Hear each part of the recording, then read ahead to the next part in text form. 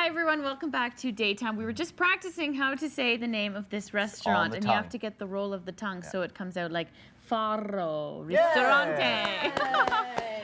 We're so happy to have Julia Supa back from York Region Dining, and we've got Rob DeLuca from Farro. You guys are That's pretty good, right? If there's one thing we can do, it's the roll of the tongue. Now, tell us, Julia, about Farro and your Farro experience and how you sort of found them. Yeah, well, I actually didn't. I'm not going to take the credit for this one. Our great reporter, Rob Canoni, did go to Farro. It's a brand new restaurant in Maple. And what's really cool is, like the name Farro, Farro is grain, natural grain. And everyone's on health kicks nowadays. And they cook with farro, with real grain. You might know it as spelt, as whole grain. You're saying it's an option. It's not the only thing we cook. Yeah. But we give the option of the farro in the pizza dough. We use the farro flour, like over here.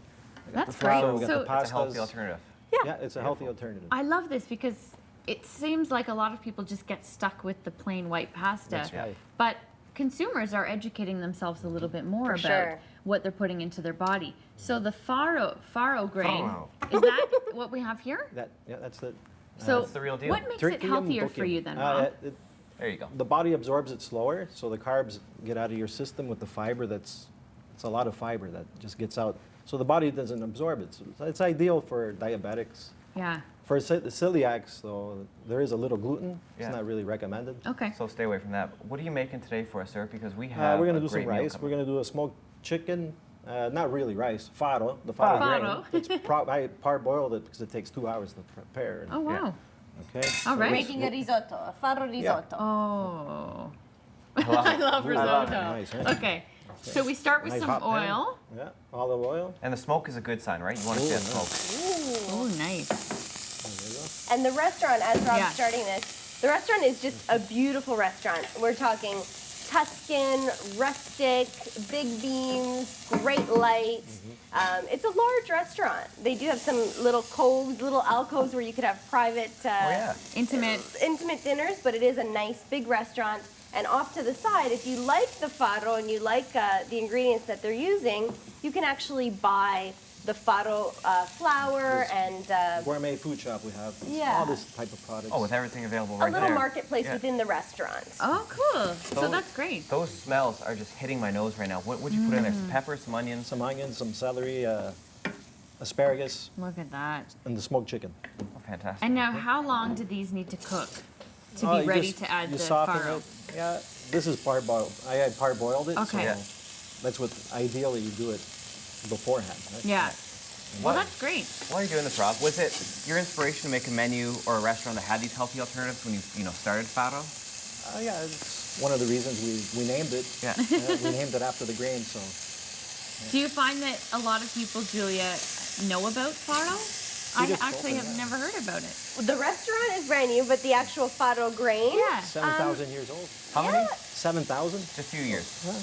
I think the people that are health conscious are aware of it, and people are learning about it. You know, we know so much about. We're learning about quinoa. We're learning about, it's not whole wheat anymore, it's whole grain, it's spelt, it's milled flour. It's, people are learning about how bread can be good for you and how it's not just, eliminating carbs totally out of your diet. It's using the right carbs that are gonna, do the right thing for your body, because pasta risotto, so good. I love how you say that. Risotto. Well, she's got the proper accent for it, that's for sure. Now, Rob, you look like black pepper. Yeah, salt pepper. Chicken stock. And this is my porcini powder. Ooh, porcini powder. What is that for? Dried porcini, I just grind it up into a powder form. Nice. That must be nice for seasoning all your dishes. Oh, yeah. That's it. It's the secret. It's one of the secrets. The secret behind Farro. So, is risotto a tricky thing to do, or can it be pretty easy? Oh, well, it's not really rice. That's the thing. It's not really a risotto. I'm substituting the rice. Oh, I see. Oh, I see what you're saying. With the but in general, the farro is a different grain. Yeah, in general, sometimes risotto does take a long time. You do have to continually stir it, but it's not difficult. Yeah. It's just time consuming. You have to work for your meal. Yeah. It's all about passion and, getting the right ingredients and getting it all together.